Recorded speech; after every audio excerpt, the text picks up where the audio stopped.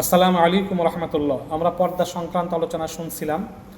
বেপর্দার দুনিয়া আখেরাতের ক্ষতি তো আছেই, অনেক ক্ষতি রয়েছে। তারপরেও কিছু ক্ষতি আলমে বরজাখে বা হাসরের ময়দানে হবে, সে বিষয়ে হাদিসেও রয়েছে। মহানবী সাল্লাল্লাহু আলাইহি ওয়াসাল্লামকে চিত্রায়ন করে দেখানো হয়েছে বেপর্দায় নারী পুরুষ যারা থাকে, জিনা ব্যভিচার করে, তাদের শাস্তি সম্পর্কে একটা দৃষ্টান্তও বা একটা নমুনা দেখানো হয়েছে। যে একটি বিশাল আকৃতির আগুনের তন্দুর, যার মধ্যে ভীষণ শব্দ করে দাও দাও করে আগুন জ্বলছে, তার মধ্যে দেখতে আল্লাহ রসুল বলেন, আমি দেখতে পেলাম অনেকগুলো উলঙ্গ নারী পুরুষ তন্দুরের, নারী পুরুষ আগুনে জ্বলছে। তার মধ্যে এই তন্দুরের ভিতরে আগুনের মধ্যে যেন ভাসছে, ওরা আগুনেতে ভেসে ভেসে বেড়াচ্ছে।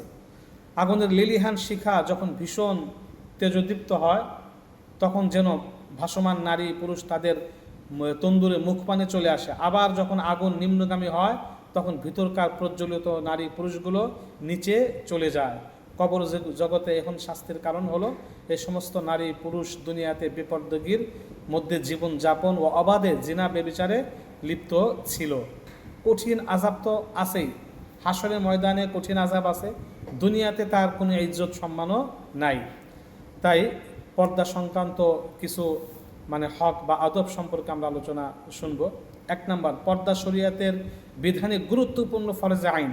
শরীয়তের অন্যান্য আহকামের ইলম যেমন শিক্ষা করা ফরজ, পর্দার আহকাম সমূহ অনুরূপ শিক্ষা করাও ফরজ। নামাজ যেরকম ফরজ, পর্দা করাও তেমনি ফরজ। 2 নম্বর, প্রকৃতপক্ষে আল্লাহ তাআলার নিকট নারীদের বাড়ি থেকে বের না হওয়াই কাম্য। 3 নম্বর, একান্ত শরীয়ী প্রয়োজনের তাকিদে যদি বাড়ি থেকে বের হতেই হয়, তাহলে বের হওয়া জায়েজ আছে বটে, তবে শর্ত হলো যেন সৌন্দর্য প্রদর্শন না হয়, বরং চেহারা সহ। ইনশাল্লাহ পরবর্তীতে ভিডিওতে